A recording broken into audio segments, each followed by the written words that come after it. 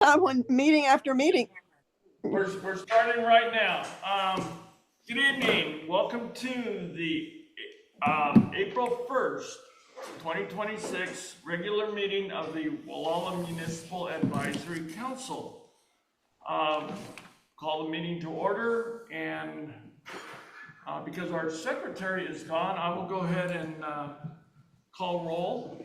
Rob Youngling. Here. Nicole Everett. Here. Dan Lewis. Here. Henry Mayer. Here. Melissa Finley. Here. All right. We have a quorum. We have five. Oh, Kevin Evans here. We have a quorum. We have 3 excused absences this evening. Councilmember Dave Spock. Actually 2 members, because you're here. Yeah. And Councilmember alternate Zach Hayward. So we have a quorum. Moving on to item number 2, approval of the agenda. Let's see, did all of you get the revision that added a bullet point at the end of correspondence for the Coast Life Support District presentation? Okay, some of you did, some of you didn't. Not that I remember seeing. Okay, there you go. There you go. Robert, did you? No. Okay. Oh, that's another agenda. It's Thank a you. nice highlighted blue one under 4, whatever this bullet point is on the bottom. So we'll be adding that. Are there any other additions from the council? Hearing none, we'll entertain a motion. So do we have a motion to approve the agenda? I will move to approve the agenda. I'll second that. Second by Dan. All those in favor signify by saying aye. Aye. Aye. Opposed? Carried. Thank you. Item number 3.1. All of you should have received the March 4th, 2026 regular meeting minutes. Are there any additions, deletions, comments? If not, I'll entertain a motion to approve the minutes as submitted. I'll make a motion to approve the March 4th regular GMAC meeting minutes. We have a second? I'll second. Oh, sorry. No, all yours. Okay, I'll second. Second by Nicole. All those in favor signify by saying aye. Aye. Opposed? Carried. Abstain. I wasn't there. Okay, thank you, Melissa. Okay, item number 4, correspondence. Everybody should have received the correspondence. Any questions, comments, concerns on it? Everybody receive everything? What was the Coast Life Support District presentation about? We're getting a presentation tonight. Oh. Oh, okay. That's part of, rather than the correspondence, it's under presentations at the top. Okay. Okay? I see. Okay. Correspondence, everybody received and filed. Mr. Steve Smith, the floor is yours. Okay. Greetings. I don't want to complicate your computer system. I don't know if you've got control over your camera. Would you, I could share that relatively easily, yeah, if there's an if you want to email it to me real quick, I can put it up on the screen and share it with people, with anybody remote, so it'll be on the recording. I think trying to zoom in is not going to work all that well. Okay.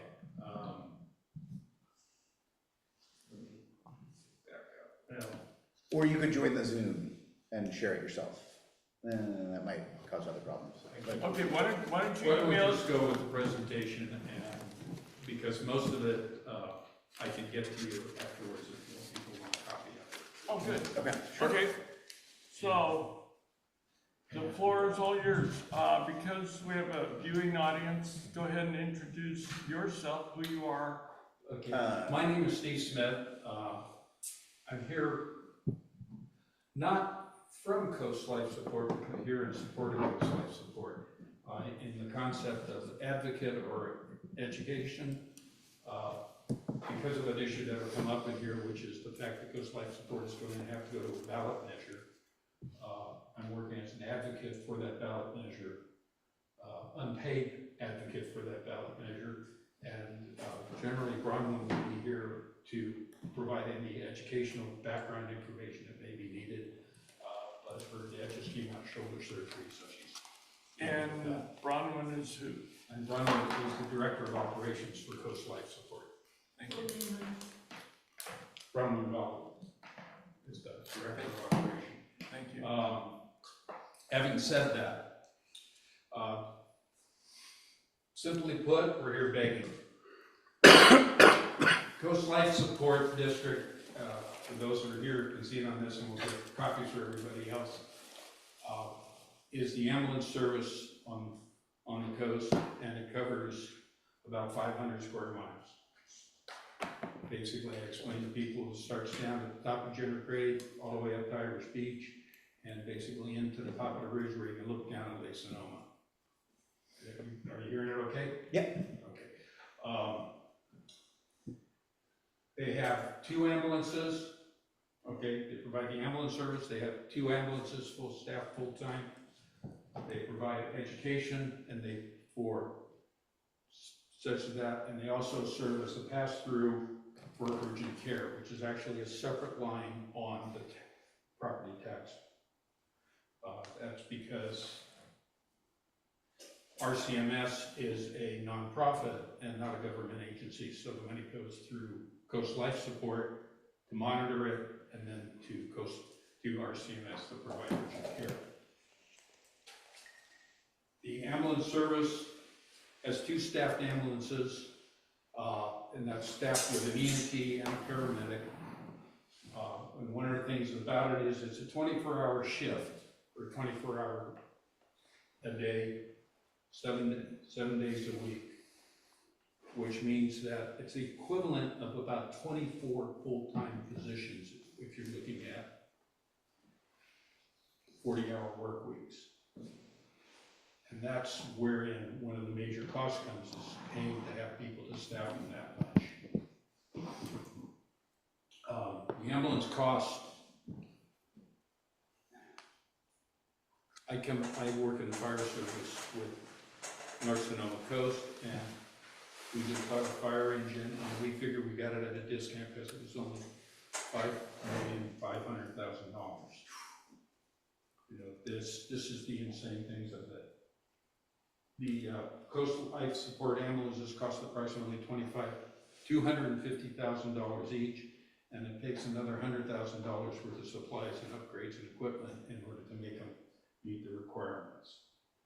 They run over 1,000 calls per year, and the round trip distance to the hospitals, depending on where you're going, is approximately 150 miles, which means that every time you send an ambulance out, you don't see them again for 6 hours minimum. And that's why we have at least 2 out here. I have staffed calls as a member of the fire department where we went out to a call when we only had 1 ambulance on the coast. And during the call, I had a fire break out at Salt Point. So we split our crew, because we had an ambulance crew and a squad crew. We split our crew, and they sent somebody with my engine, the CAL FIRE engineer with my engine, and my firefighter to the fire call. And I stayed with the patient.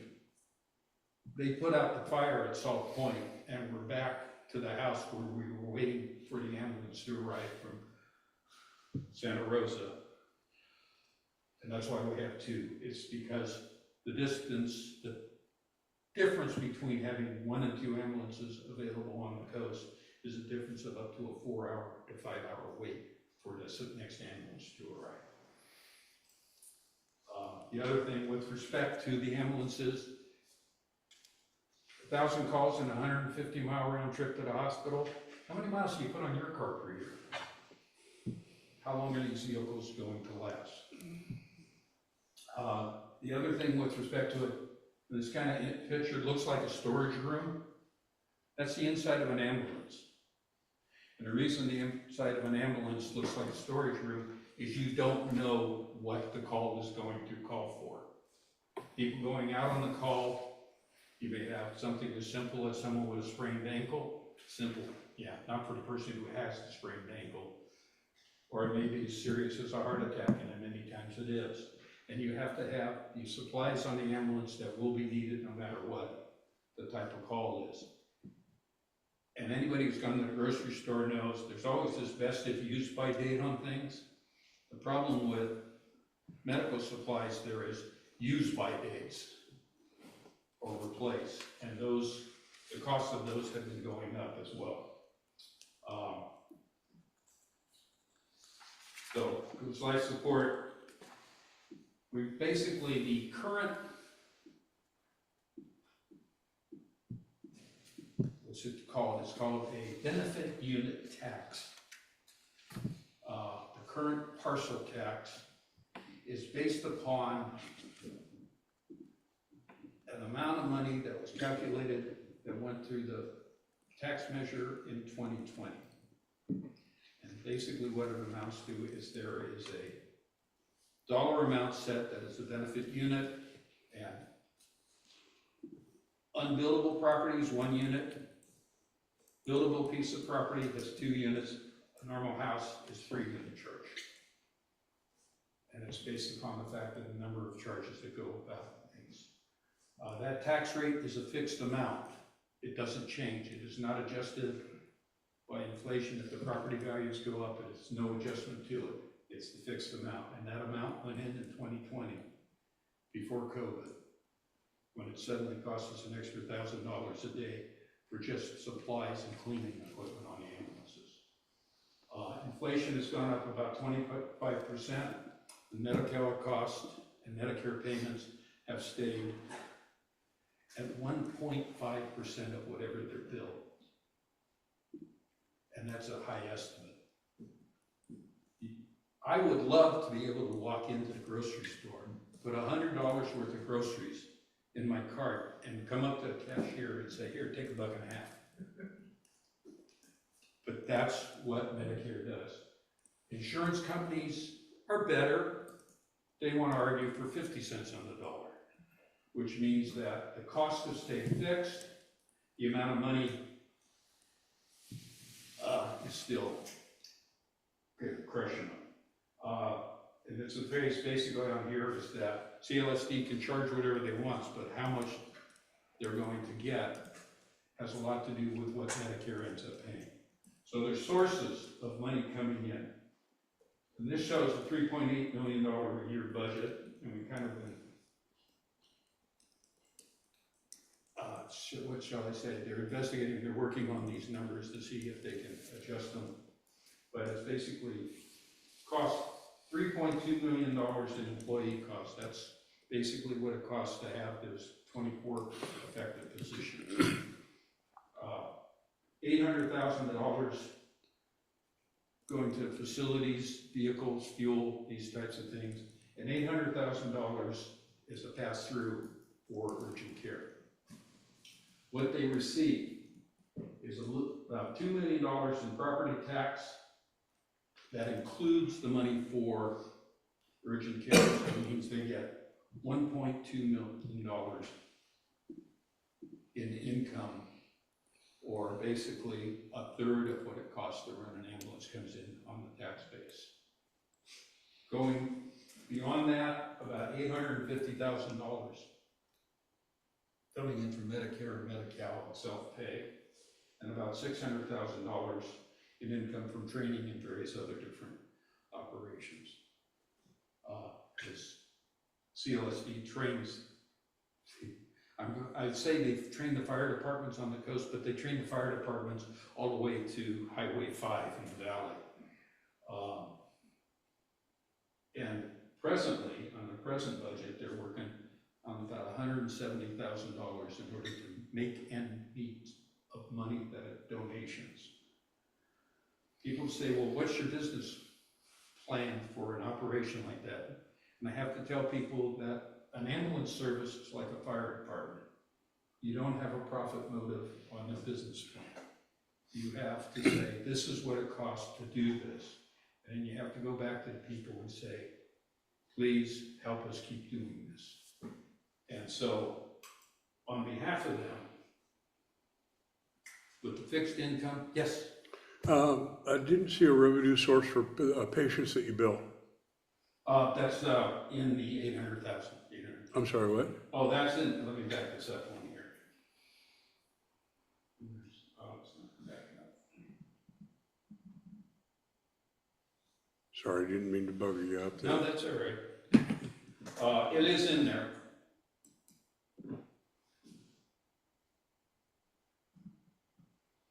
The reimbursement rate for Medi-Cal's fixed. Go back one. It's in the $950,000 with Medicare, Medi-Cal, and individual pay. Oh, individual pay. Okay, I didn't see that. Thank you. Individual pay is where you find insurance. The best one, it's Kaiser. And you can't get Kaiser out here as coverage. Best one in terms of paying your bill. Veterans Administration, Medicare, Medi-Cal, various other insurance companies, they all will come to you and say, this is what I have, and this is, will you accept that as payment? And in many of those cases, you don't accept it, you get nothing. You gotta fight for it. Tax rates are fixed. The reimbursement rates are well below the actual cost. So the political effects of what's going on presently in terms of today's, we think if we reduce the amount of money that we're spending on medical, we can increase the amount of money available for Iran. A little bit of craziness going on there. So we're concerned about that. So we're going to go back to the taxpayers and it's expecting that the unit rate to go up by about between $28 and $38 to fill the train. Work out the exact number, which would be about for a normal homeowner an increase of about $100 per year. Trying to keep the cost within reason, but it's one of those problems of we're faced by the cost. We went from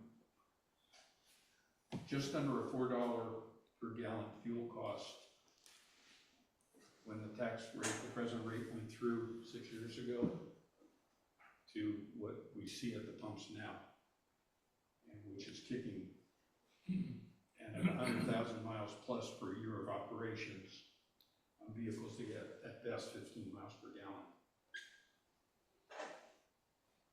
This is where, so we're looking at needing to have a donor base.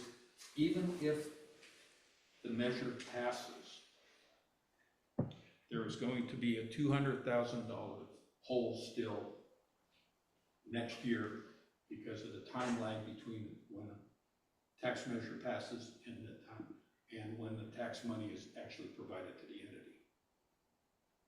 So we're looking for two things. One, as an organization, we're looking for your support financially to help with perhaps the filling that tax base, and as individuals for support on a tax measure.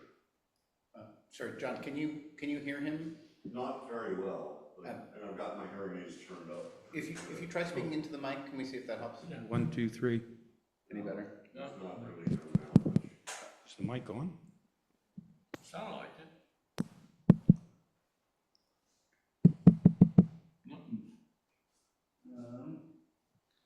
You were trying to use. It's coming into that, but yeah, let me sorry, let me tweak Melissa, can you hear him? I can hear him fairly well, but I believe the problem is that he's standing just a bit too far away from the microphone. Okay. Crowd the mic. Go ahead, go ahead and pull it out. So while you're doing that, We go. any questions? Can you hear it now? That's better. I mean, I could hear you, but it was Can a you hear little it? dim. A little better. It's better. Okay. Okay, any questions from the council? Dan? Yeah, I seem to be the guy with the questions. That's okay. You were talking about parcel tax. I know that Albion Little River Fire District tried to redefine parcel in terms of their parcel tax. And have you thought about that at all, or is that something that could even fly? One thing has been considered in addition to just the increase to cover the increased cost that's been faced, and that is to see whether or not the parcel tax could include a cost of living. Yeah. Don't know whether that can be done. There has been a change in it. The present benefit unit is based upon unbuildable property, buildable property, a property with a single family house on it, and then when it gets into commercial or hotels and such, then there are additional unit charges. And it works out to about $100, the amount of money asked for works out to around $100 increase per parcel. So Thank you. 30 cents a day as opposed to 4 hours wait for an ambulance. Any other questions? I've got some, okay. First off, this ballot measure is just for the sphere of influence for Coast Life Support. It's just for Coast Life Support. Is it gonna take 2/3 or majority vote? It's going to take a 2/3. Okay. There are 3 other ambulance services currently in the county that are supported by their fire districts. Have you reached out to the Fire Safe Council, because they are looking at a ballot measure to, one, make Measure P a specific tax, so that way the money is only directed to the fire authorities and not used as part of the general fund operation. And 2, have they thought about the inclusion of an amendment to Measure P to add maybe another 1/4 cent sales tax onto that and have that directed to all of the EMS services in the county? So I guess my question is this a standalone, or is this something you could probably partner with some of the other ambulance services in the county as well? One of the problems faced by Coast Life Support with respect to partnering with other ambulance services in the county is Coast Life Support is a 2-county organization. And everybody in both counties pays exactly the same in terms of the benefit units and such.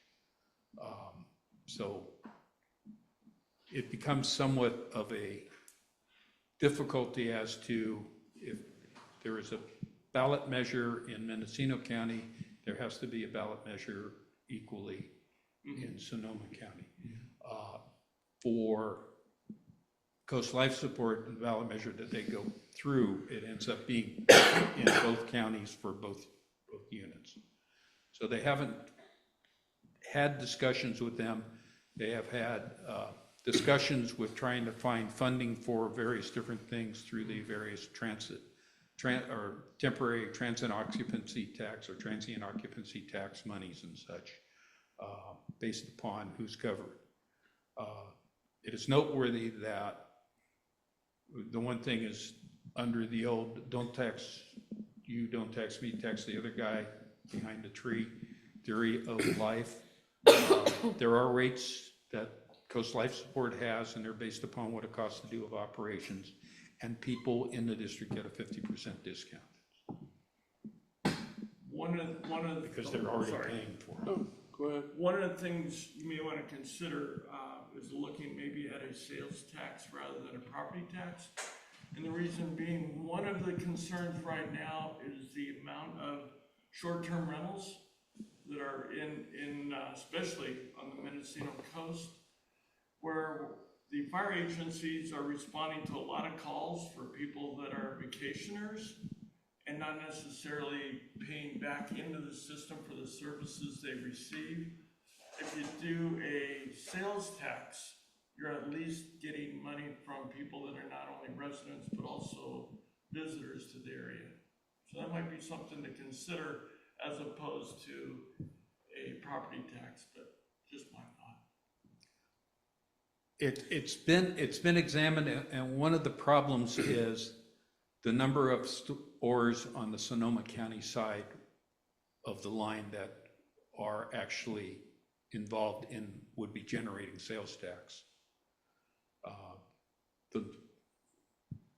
The coast has a lot of people coming out here and has a lot of product coming out here, but that product is being sold inland and then being transported out here, with the difference being groceries and a couple hardware stores. Yes. Okay, yeah. CLSD is a government district. Yes, Are all of the EMS in the county government operated, or were you talking about private ambulance companies? there are private ambulance companies in the county.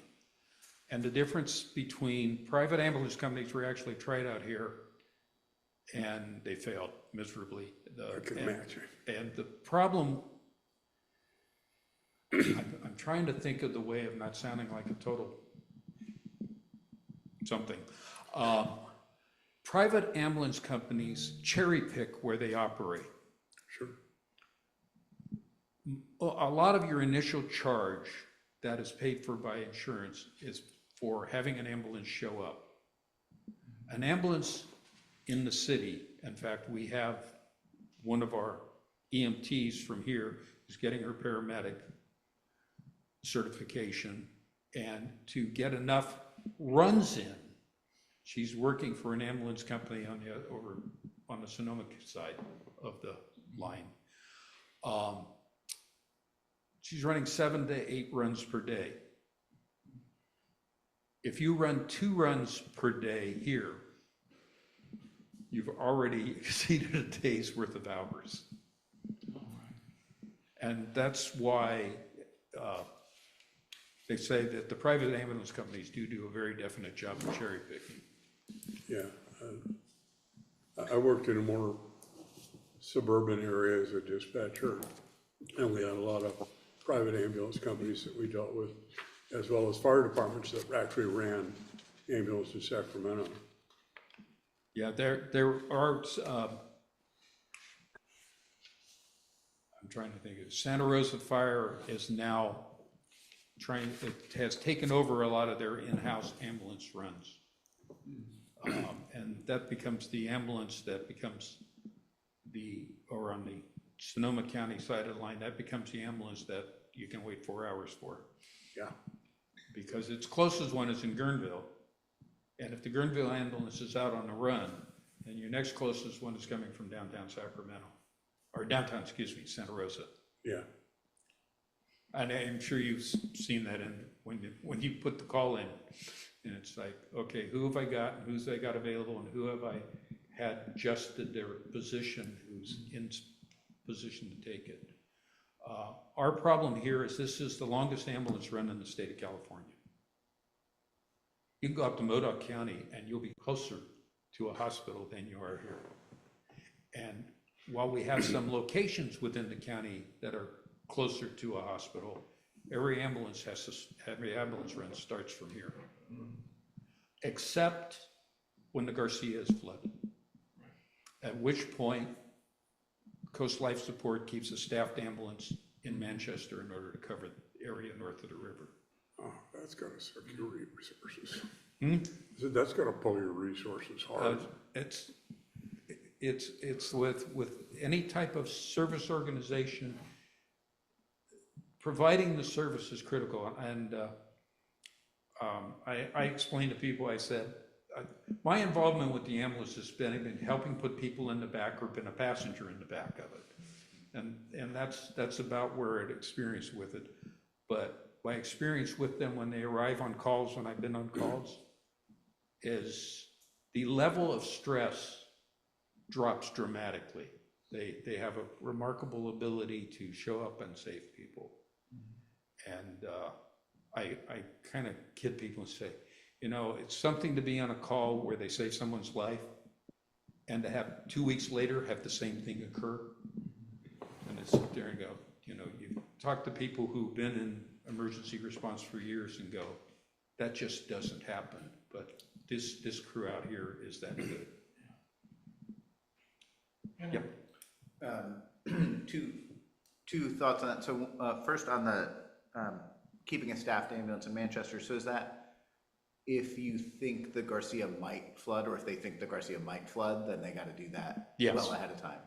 Yeah, they'll have the ambulance placed, and they use the Manchester at the Manchester Firehouse. And it's when there's a threat of flooding, then they'll have the ambulance placed there, and then depending upon how close the flooding is, it will depend on whether they staff on that side or they staff on this side. Gotcha. And then, yeah, in terms of their presence really reducing stress, and I had that experience myself a few years back with my then 1-year-old who had trouble breathing in the middle of the night, and yeah, I could not have been more stressed, and when they showed up, it just, The stress level just dropped. they were so calm, they were so great with him, they just, yeah, I could not have been more pleased and grateful for what they did when they showed up, and just, yeah, really spoke to me of the level of stress, just like I remember that feeling draining away as soon as they arrived. So. They are remarkably skilled and good crews. Yeah. Any other questions, Robert? The Coast Life Support District goes back before 2000, doesn't it? When it was first Yes. created? Yeah, so this is its 40th birthday this year. That's what I thought. Yeah, it's been a longer. You mentioned something about 2000 something. Well, in 2000, this present tax rate, that's when, because it's a or benefit unit tax, Yeah. because of that last increase was in 2020. Have the boundaries ever changed all those years? No, because it is a state, they had to go to the state, and the state of California had to pass a particular legislation in order to establish the district. There are some portions of the district that are serviced by, I believe it's Santa Rosa Fire or Sonoma County Fire, who operates an ambulance where they do the service, and because they do the service for that individual area, those are not contained within the taxed version of it. But in all the taxed version of, or sections of the unit, that tax is for the ambulance that comes out of here. I guess my only thought was, I mean, it's been the same boundaries for so long. If there was any way to, I mean, there's more people in the area now after 40 years. There's a way to maybe expand the boundaries, or would it overlap with other? All organizations have a certain quantity of mutual aid. Yeah. And that is done. That's why when the ambulance was off the coast, I got to wait 4 hours for an ambulance to come over from Santa Rosa, because that was the distance on mutual aid. We are fortunate, we talk about the fire services out here having a bunch of different names on the doors, but it's all one fire department. Because when there's a call, their mutual aid occurs, and mutual aid also occurs the same way with the ambulance service. It's just that Highway 1, Mountain View Road, Skagit Springs kind of limits the ability for us to get mutual aid for ambulance services and such out here. And do you work closely together with the air ambulance, REACH, and all that? We even closer than that. Okay. One of our problems out here is we live on the coast, and we have what's known as coastal marine layer. Air ambulances are limited by, can they fly out, or can they land out here, or can they get over the ridge? We have been very fortunate this year so far, and not had the calls turned down. But we do work closely with them. And I say that the more than closely with them, more often than not, depending upon what the call is for, we'll have a helicopter started before the ambulance arrives, and then the ambulance crew can make the determination as to whether the helicopter is needed, and thereby turn a helicopter around. We've actually had one of those cases where in the midst of a storm, literally where we were standing behind the ambulance to stay out of the horizontal rain flow, the California Highway Patrol flew in out of Buchanan Field in Concord, out over to Golden Gate, around the storm, and came back in from the backside of the storm to land, pick up a patient who had had a heart attack in the street. I don't know if I don't want to violate HIP on this, but it was very seriously ill. And when we got him stabilized, we got him in the helicopter, and he was home 2 weeks later. Wow. Any other questions from council? Melissa, do you have any questions? I was thinking of one, but Robert asked it for me about reach. Uh-oh. Because I haven't talked to anyone who hasn't paid for that membership. Okay, you're breaking up. Let's see if we can work on that. Let me let Henry work on that for a second. Well, let me try again. I had the same question as Robert. He already asked about the reach, which I don't think I haven't talked to anyone who hasn't paid their Okay. All right, Melissa, annual we can't. dues. You're still breaking up. Let's see if Henry can maybe get a connection there. No problem. No question. Okay. Any questions from the audience? How you doing, Mark? All right. Actually, I do have a question. You do. I do. What's the ask? What can we do for you? Well, there's two things. I realize that this organization doesn't have funds to give away.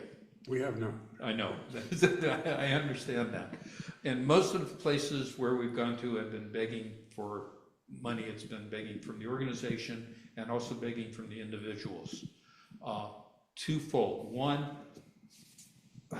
I'm trying to think of the best way to pay. You guys took a bad job here to do good things.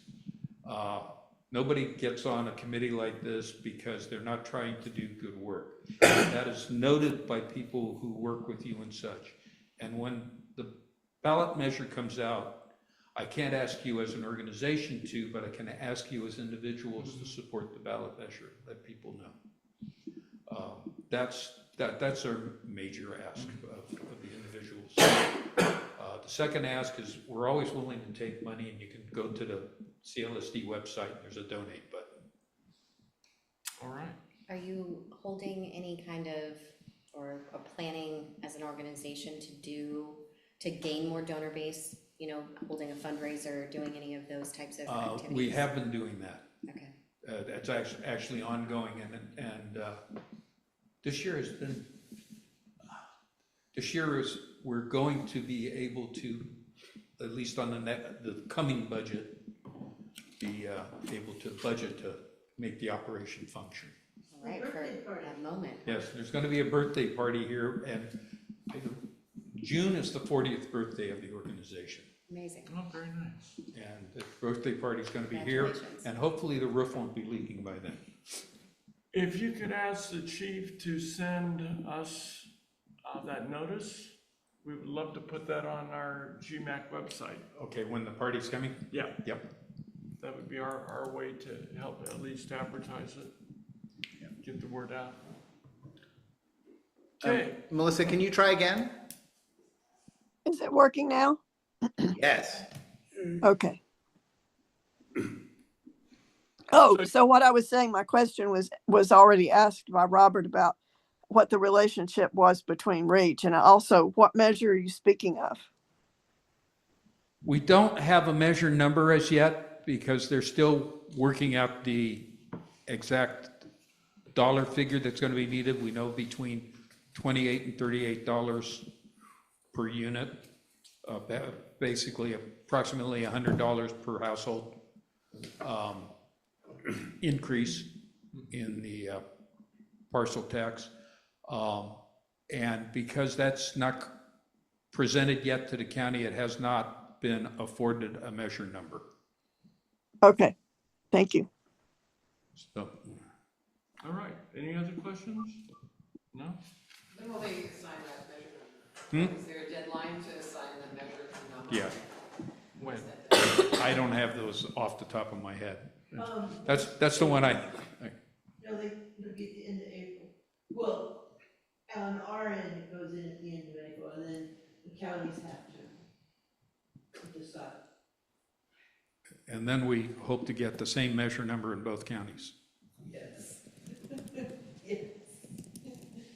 All right, thank you, Steve, for that presentation. Yeah, we appreciate you getting the word out, and I think CLSD is going to be the benefactor of your hard work, so thank you for that. And this is a copy of the presentation. Oh, is that something we could put on?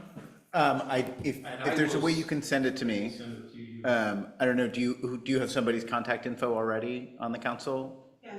You can send it to me and I'll Yeah. Okay. send it to Great. Henry. And then I'll put it on the website when I put everything else up. Excellent. All right, thank you. That was- Yeah, that thank was you very excellent. much. Appreciate that. And thank you for the last minute presentation. Okay, now up, and I don't see our Mendocino County Sheriff, so that means they're probably very busy, Yeah, so. Sheriff Kendall's not online either, no? What's that? Sheriff Kendall's not online anywhere? No? Okay. No. Sheriff Kendall, Lieutenant Lee, or Wow. Chris, so I would say that they're probably very busy with all this storm. Or they thought the meeting was tomorrow. What's that? Or they thought the meeting was tomorrow. Yeah, Oh, also good quite point. plausible. Yeah, I think that is possible. Although I think we sent out a notice to them when the agenda is, but we know how that is. You just go into default. Okay, next item number 6, public comment on non-agenda items. A maximum of 3 minutes is reserved for members of the public to address the Gualala Municipal Advisory Council on items not listed on the agenda, and the total time for public input on a particular issue is limited to 20 minutes. The council is prohibited from discussing or acting on matters that are not on the agenda, yet may respond briefly or ask a question for clarification. And Rick, your item's on the agenda, so you don't need to unmute right now. Sean, do you have anything? Shouldn't that be 3 minutes? What's that? Shouldn't that be 3 minutes? Doesn't that say 3 minutes? Did I say maximum of 3 minutes? It says 20 minutes on the That's agenda. that's the- in total, That's the the total, total. okay, okay. but 3 minutes per person. Yeah, 3 minutes per person, then after 20 minutes, Right. then we bring it back later. John?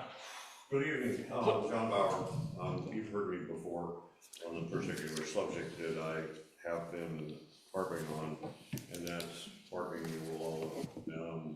There are changes about to occur that will dramatically affect the ability of people to find parking places in Gualala.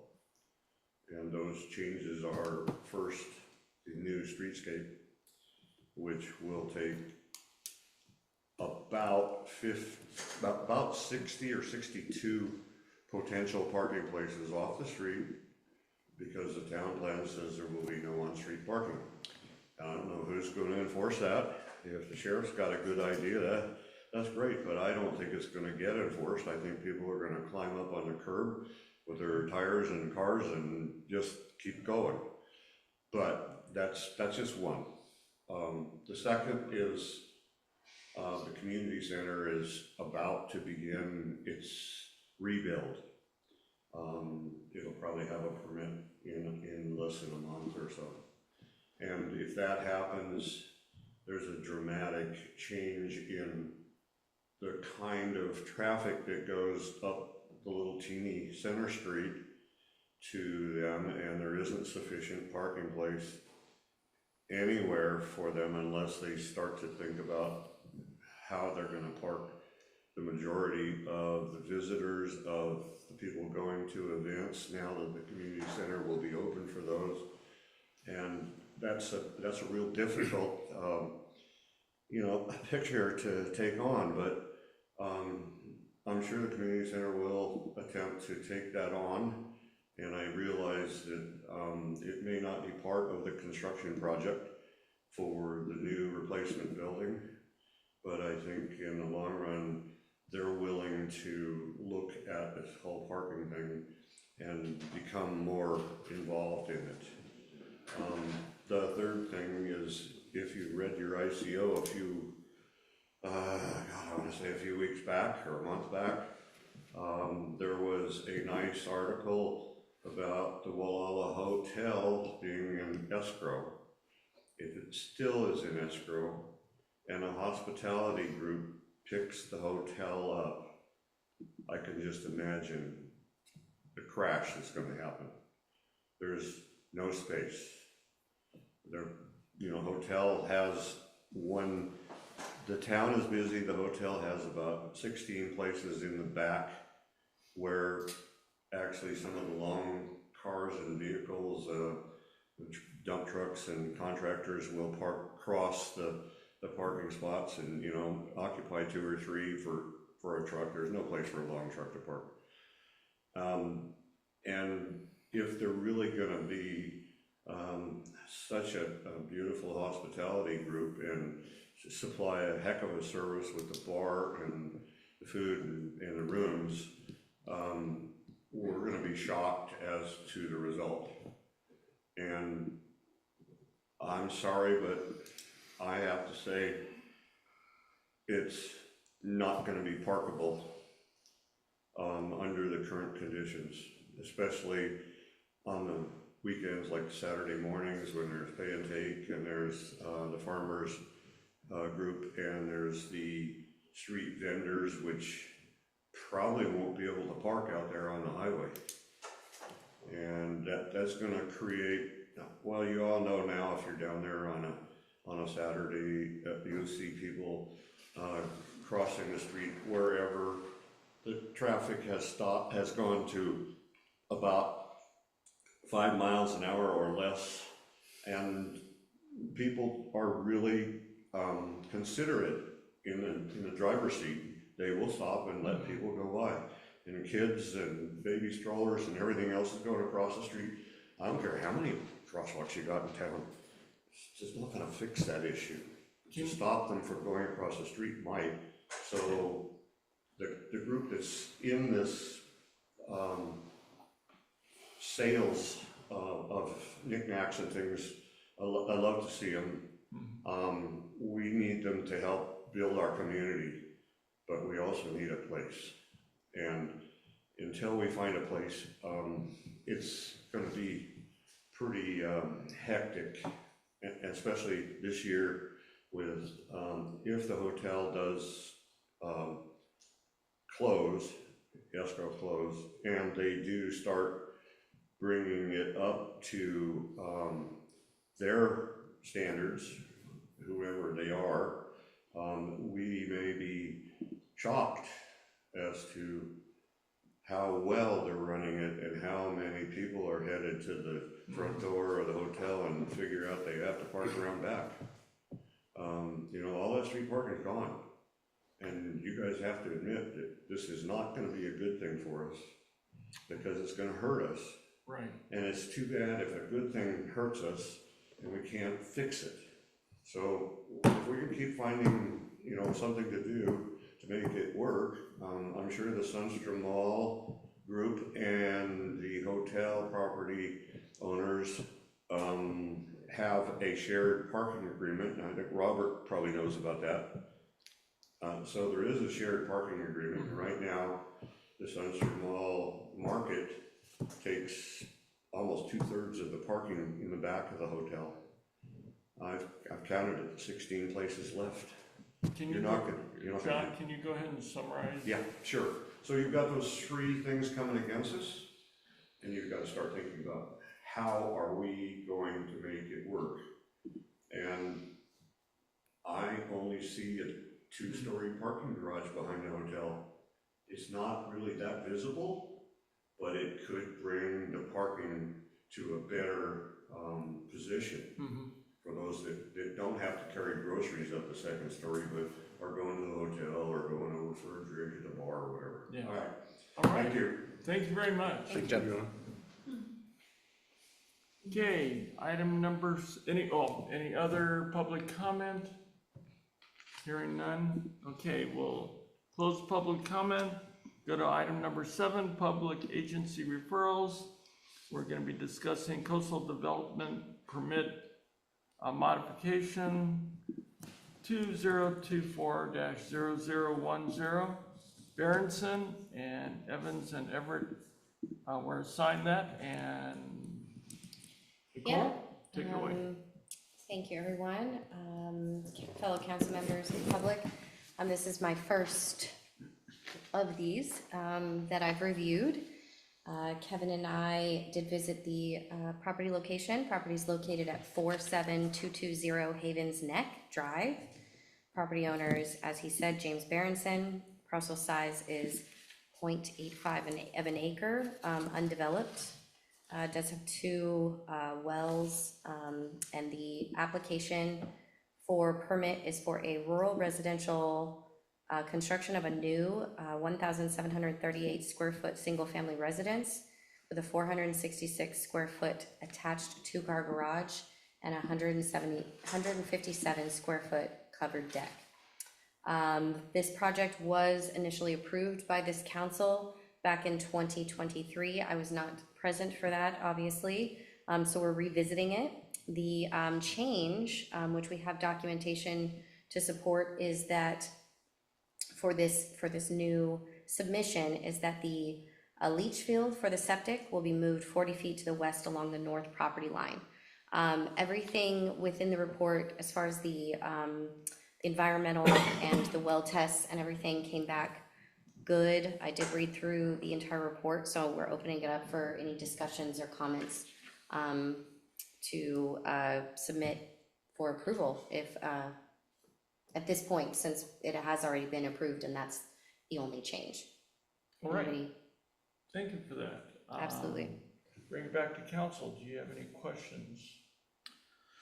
No, I mean, it feels pretty straightforward, but I guess what is You want to see what is the, your recommendation? so I recommend, since we did visit it and since it was all approved and everything there's no mention of anything that, that raises questions, at least for me.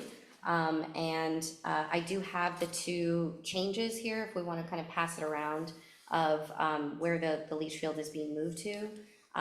The only question that I had was, which, you know, we sort of, I found the documentation, is if it affected, you know, the wells of the neighbors and or, you know, the bluff location. And according to the environmental report, it all came through. So if you guys want to take a look at the change. I believe both homes on both sides are on the water company, but did they also have wells? He did put in a well. Okay, Oh, actually, he's got 2 pumps. but they have water service. I Yeah. think the Jacobsons and who was the other, the Dowenhowers, The- or to the south. They're in escrow right now, this house to the south. Right, the problem is that they weren't able to get even though there's water running there, they're not able to get a meter. The current, the subject. Correct, so Right. what he's had to do is, he is, Having to stay 100 foot away from the septic systems on each side. so he has a well. And is that why it was relocated then? No, actually, it was relocated because it was originally approved by environmental health when he first pulled the permit, based on a proposal or a proposed project back in 1980. Okay. Yeah, 82. something like that. So it had to be And updated. so what happened was they kept passing that document along saying, well, it's been approved. Environmental health took a look at it and said, nope, you gotta redo it. So that's what he's doing. He's redoing it. He moved it 40 feet, so he's in compliance with environmental health. And, oh, looks like a brick just pulled up. So And the anyway, separation standard from the well. yeah, so, okay. yeah, everything is in compliance according to the county's requirement to move it 40 feet. Dan? It looks to me like they're moving a single unit into two spaces and separating them. Is that going from a standard septic to an alternative septic system? No, Same kind of a Still system, standard just septic. doing that with it? yes. Okay. Yeah. Right about that. Standard septic. Melissa, do you have any questions? No, No? Would anybody in the audience, in the room or online, like to see the document that we just looked at that has the revision in, the septic pump design? And, in the future, if we're gonna have anything that we can all look at, Yeah. if we could send it to me, cause we need to make sure it's available to anyone in the audience for Brown Act stuff, but I Yeah, think that's offering, I can show this to the camera or show it to anybody in the room if anybody wants it. Yeah, that's my fault. I got those documents the 11th hour. Yeah, no worries. Yeah, I only have the hard copy. Yeah. Oh, gotcha, okay. So- Oh, yeah, there we go, that makes sense. Okay, Cheers. Hey, Rick. Here, Rick. any other questions from the council? Not for me. Any public comments? I don't see any. Okay, I close public comments, bring it back to the council for further discussion or action. So I would entertain a motion to approve. Is there a motion? I'll move to approve it. We have a motion by Councilmember Lewis. Do we have a second? A second. Second by Councilmember Everett. Further discussion? Hearing none, all those in favor signify by saying aye. Aye. aye. Opposed? Hearing none, passed. And Nicole, I will work with you, so you can send the letter to Send that planning, comment. let them know. Thank you. And great job on your first one. Yeah. First Yeah, of- it was, thank you for giving me an easy one. The first of many. Yes. All right. Item number 8. The Mendocino County Planning and Building Services, the Gualala Census Designated Place Boundary Map. I put all of that in front of you. It is online, right, Henry? It is online and I will go ahead and share it in the Zoom. Anyway, right back now. history on this is, Gualala was a census block community, and as a result, our population numbers were lumped with Manchester and the unincorporated areas surrounding Point Arena. So we really didn't know what our service area was. And as a result, it really precluded us from being eligible for any grants, either state or federal grants. So this council took on the challenge to push forward and have the county submit to the U.S. Census Bureau a change in our census designation from a block to a census designated place. As a result of the discussion, for those of you that don't know, Anchor Bay is a census designated place. They're standalone. So when staff had to go back and draw the recommended boundary lines for the Gualala CDP, they had to make sure that it did not include any properties. And Karen, I will get you a copy of that if you'd like. So anyway, the county came back to us, and their initial proposal was to just have the initial Gualala town plan as part of the census designated place. But fortunately, with a lot of input from our council, we were able to suggest an alternative boundary, and that's the one you see in place right now. That boundary lines, as presented on the screen, reflects not only the boundary lines for Gualala Municipal Advisory Council, but also the South Coast Fire Protection District. So it's bringing their service area and our area into compliance, and so now we will have a better understanding of what our population base is, what our economic base is, and we will be eligible for future federal and state funding as a result of this design. And that was approved and put in place in January of this year, so it is effective now, not waiting till 2030 when we have our next census. So, yes. So are they adjusting figures for you, population, or are you using different data? That is something that we're working with the county on right now, because they're having to work closely with the US Census Bureau to find out how we implement this into our sphere of influence. Sometimes census bureaus will go back in, sometimes, not all of them, That's what we're hoping. and then they'll give you a really. An updated number, correct. Any questions from the council? And the last census was 2020, right? Correct. And I'll just point out, this is available on our website at gualalamac.org, under the item for this meeting, if anybody needs it. Will they change the sign outside of the city if the population isn't what that number shows?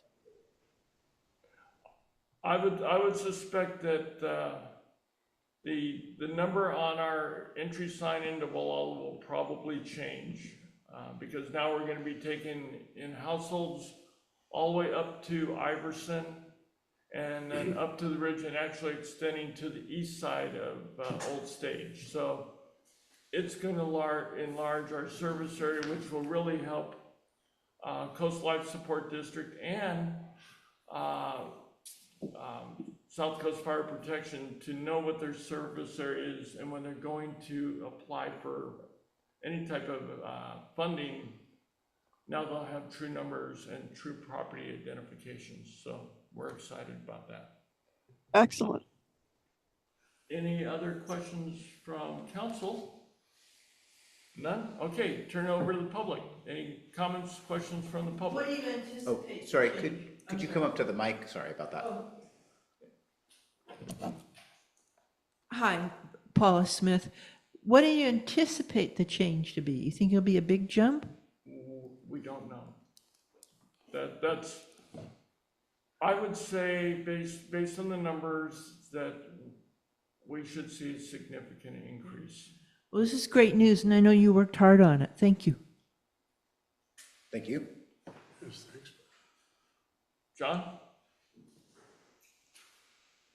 Of course, all of us are thinking, when will we hear what the numbers actually do for the community and us in the grant type issues that we're hoping for? Mm-hmm. And I don't know when that's going to be taken care of. If the county's got it in their hands, it's probably their timetable.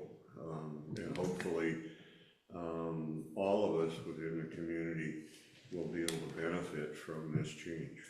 Thank you. All right, thank you. Thanks. I think that this has been a project that GMAC has been very proud of.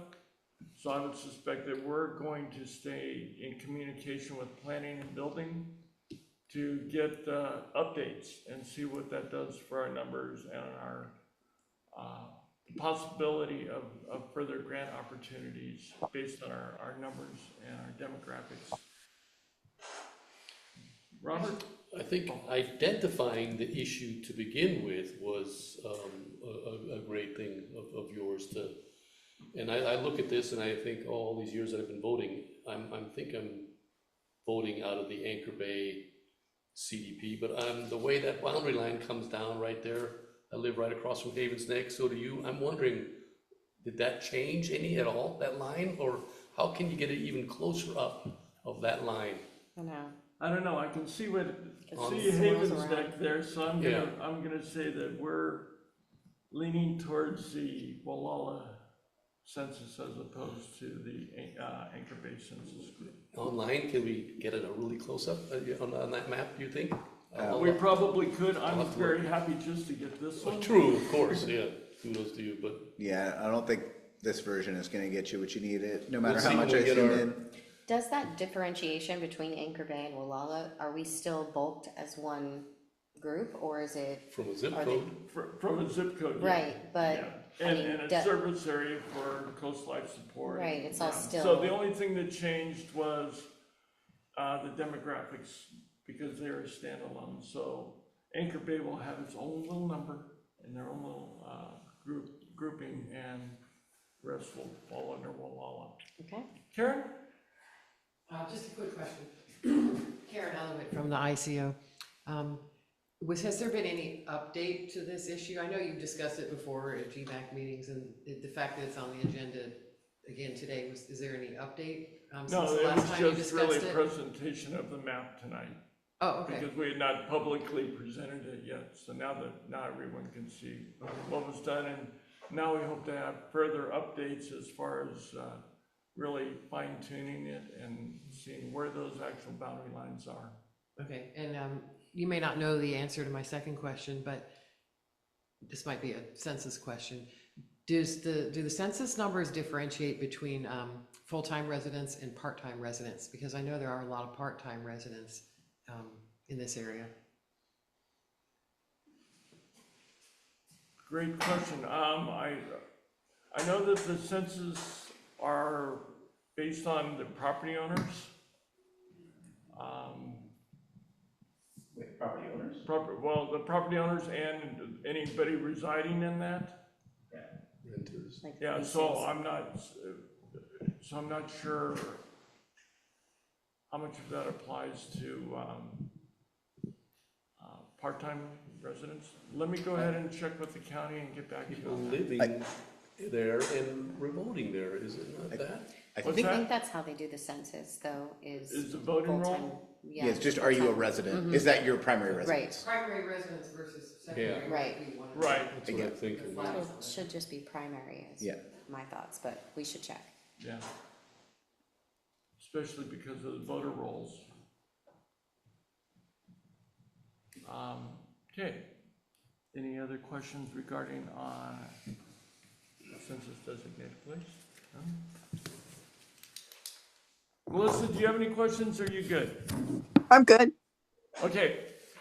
You have an action on this map, right? What's that? You have a recommended action on this map. Yeah, the recommended action is discuss the census designated place and posting to the GMAC website. Okay. So it's just more of an information item? We don't have to vote on it. No. Okay. Okay, item number 9, Magdalena Homes, Planning in Gualala. Rick? Good evening, my name is Rick Craddy.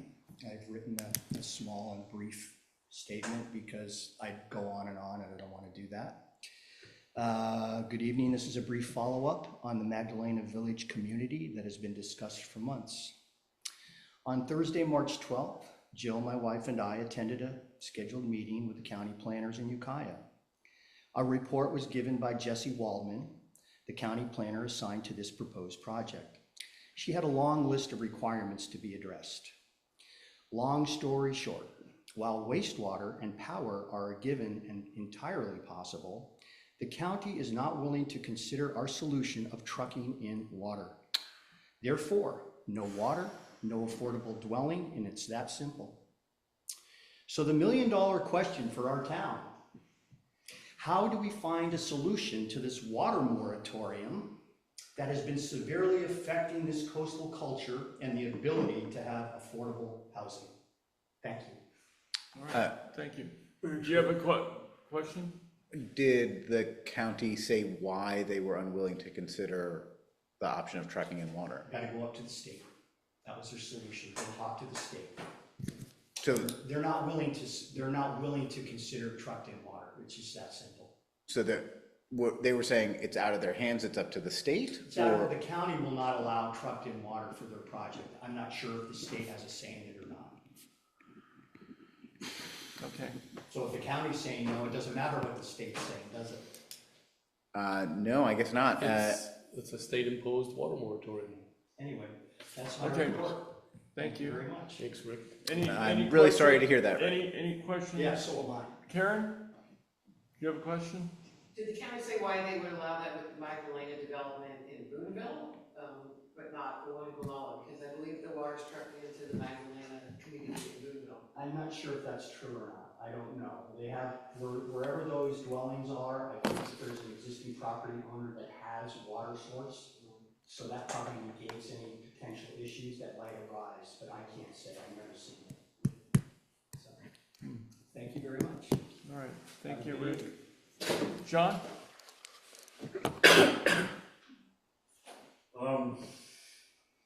I'm hoping that this long, arduous trip that we've been walking for water for our community will become a little bit more reasonable.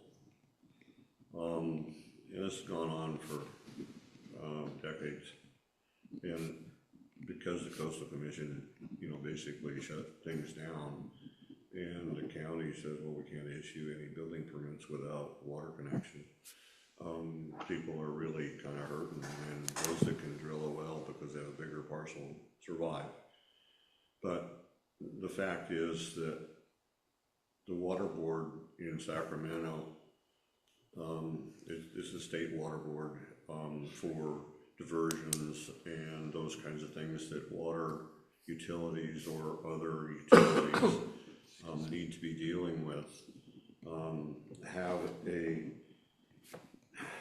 required meeting that will possibly bring much of this to a head. And I don't know when that will happen. I'm hoping it'll happen within a year. But that would be a dramatic change. It would mean the water company would have a couple options. One is to try to pick up a few of the services that they might allow us to pick up, which is, maybe it's 10, maybe it's 50, maybe it's 100. I don't know. And so I'm just hypothesizing here that I think that we can kind of get through this and maybe back out of this housing problem by everybody who's really concerned about this writing to their individual assembly people and other people and putting a letter to the water board about how long this has gone on. And it seems ridiculous that here we are in a beautiful Mendocino County with lots of water around us, but we can't seem to find an agreement with some of the agencies. And I think that's about to come to some fruition. Hopefully it's good for the water company, but the bottom line is there will be a need for an off-site storage area. And that's either underground or surface type with a surface treatment plant. So as we go along here, we need support from everyone to see what we can put together. I mean, we have our consultants and they have their fish and wildlife people, and a lot of times we just don't come together. But so I just wanted to bring that up, and I'm hoping that as long as I'm still alive, there will be a lifting of the water moratorium, or at least a partial lifting. So thank you. Yeah. Is there any progress on storage? That's the biggest part is if we go into a drought year and we find that it's almost impossible to meet the demands under the current, which would be those new regulations, then we're in trouble again.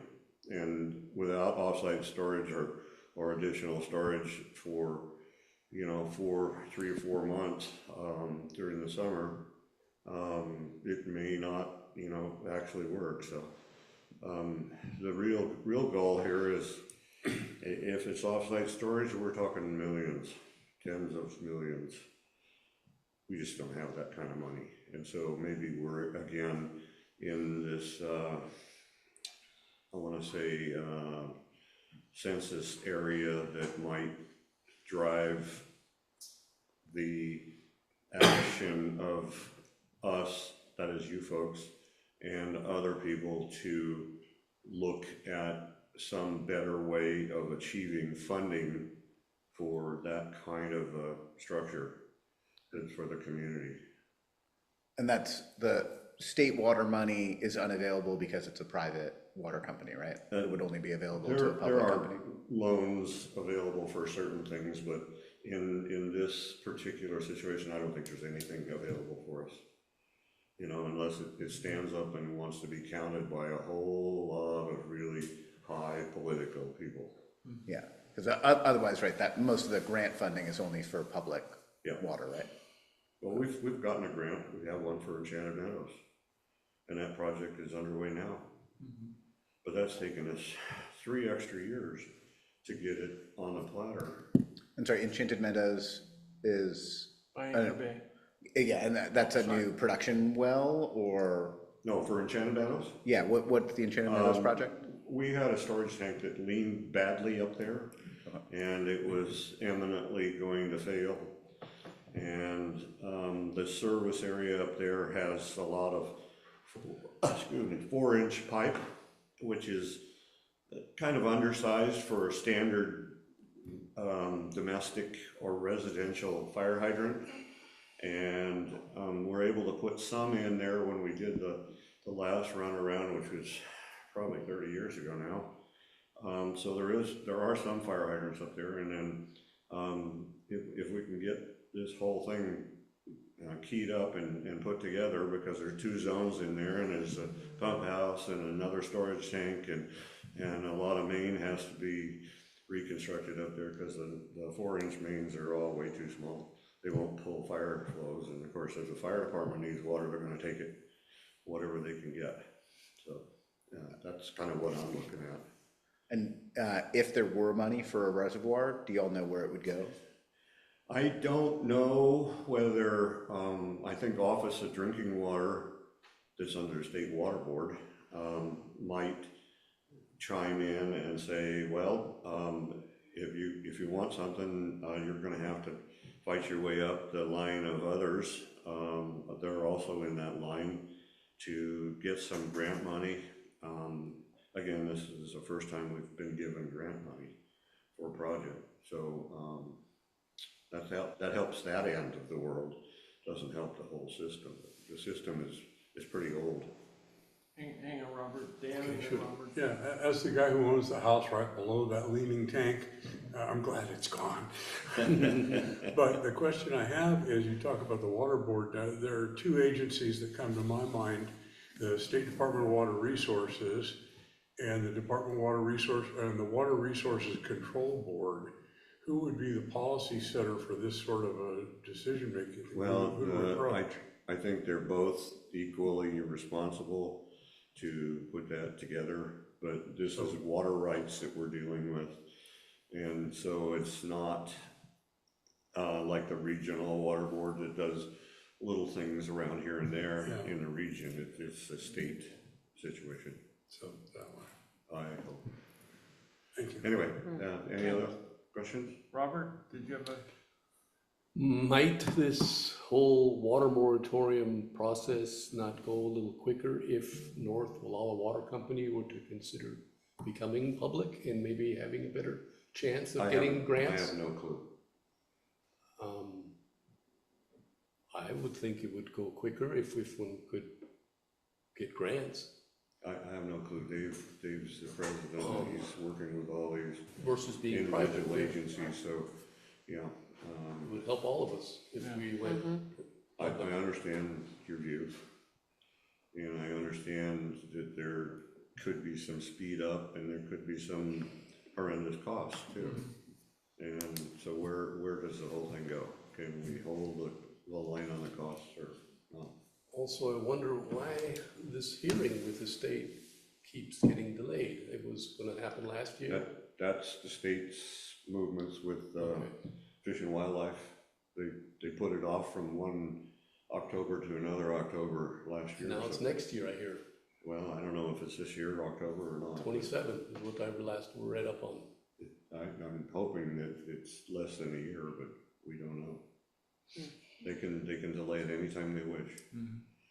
And of course, that doesn't fix those who've been waiting to build a house for 20 years. It can't. Is there a possibility of a public reservoir being built that then feeds water into North Gualala water?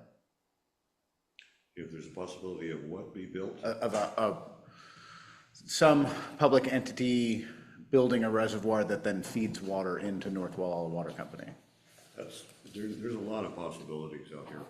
And I think that might be one of the potentials, but they would also want to earn a profit. And so we'd be subject to their profit and then back to the customers. Well, if it's a public entity, it's not profit seeking. So I don't have an answer for that. Okay. All right. All right, thank you. Thank you, John. Thanks. Any other questions? Melissa, do you have any questions? No, Okay, and we saw Rick already gave his presentation, so. Okay. Moving on to committee reports. Henry, do you have any updates on Bower Park? I sadly do not. I have requested an update and did not get one this month. It's unfortunate. I think, sorry, let me double check that, because I haven't gotten anything in weeks, and let me make sure. Yeah, the last update that I got was the one I shared in March. Okay. I have heard anecdotally from people who live up there that there's not been a lot of action, although that also is information from weeks ago. So, yeah, I'll Okay. wish I had more Are to you share. gonna reach out to Doug again? Yeah, I'll ping him again. I mean, I did a couple times and didn't get anything back, so I will try again. Then we'll look forward to a report in May. Yeah. All right. so it's not open? Bower Park? No, it's not gonna be open for a still long under time. construction. Darn. I came back, I was hoping to go walking there. It is definitely closed. Okay, That does not mean that there is nobody who goes walking there. They got limited fencing. Which we cannot condone. I have no comment on that. I will just say, I'm aware that it happens. John? okay, Thanks, Melissa. thank you. Excuse me, but I have been speaking with a contractor quite a few times, and I see that they're back this last week, and they've done a lot of excavation up there in preparation for building some things, and I'm not sure what they all are. I know they've got some trails that are planned and some more concrete, and maybe some of those playground items will come up to fruition. I don't know, but They've done already ordered that They've equipment. done a lot of concrete work around between the backstop and the restroom facilities in there, and they're trying to make everything they can ADA. So as you see that, I think they have still a long ways to go, but at least we're in a drier season, and that lets them do some more work. So anyway, like I say, I see them, and I'm not a representative of them or the county or anybody else here other than myself. Thank you. All right. Thanks. Thank you. Thanks, man. Okay, any other public comments? Hearing none. Thank you, Henry. Yeah. Dave's not here, so we'll skip item number 10.2 unless you have an update on the streetscape project, Henry. I don't. As far as I know, they're still just going through the same process they were going through before. I haven't heard anything more. Okay, so then we won't have to excuse Robert. 10.3, local coastal program and town plan update. Dave's not here. Economic development, Robert, do you have anything? I don't. Okay, I don't either. 10.5, website, social media, telecommunications, broadband access. Henry? So I've not made any progress on the website sort of cleanup and tweaks I want to make. It's possible I'll get to that in April, but to be honest, it's more likely that's going to come in May. Okay. I might tinker a little bit here and there, but. All right. That ends committee reports. Treasurer's report, item number 11. Yeah, we, at the last meeting, discussed the referral fee cut off, and I have heard nothing more on that. So other than that, there's nothing going on with the treasurer. Okay. Any questions, Melissa? No, Okay. Any questions from the audience on that very lengthy report? Sorry, I stretched that out. Okay, item number 12, Councilmember Comments. Robert, do you have anything for the good of the cause? Nope. Nicole? Nope, not tonight. Dan? Nope. Wow. Melissa? nope. Wow, this is short. Henry? Everybody get their Form 700 done, because today's the day they start finding. Oh, Good call, yes. yeah, So just a nudge in case anybody had It is forgotten that. April 1st. got mine in. I hope my electronic version was accepted. It better be. You didn't hear anything, any follow-up from? Nope, Okay, nope, well, no follow-up. Then that Well, means you- you're in good shape. yeah. Okay, I don't have anything to report either. Okay, so now I'd entertain a motion to adjourn the GMAC meeting to our Bob? next meeting on Thursday, May 7th, 2026 at 6 PM at the Coast Life Support District Building, 38901 Ocean Drive. Do we have a motion to adjourn? I make a motion that we adjourn tonight's GMAC meeting. Second. We have a motion and a second. All those in favor signify by saying aye. Aye. Opposed? We are adjourned at 7:30. Unbelievable. Nice job. I'm gonna have to fan my agenda.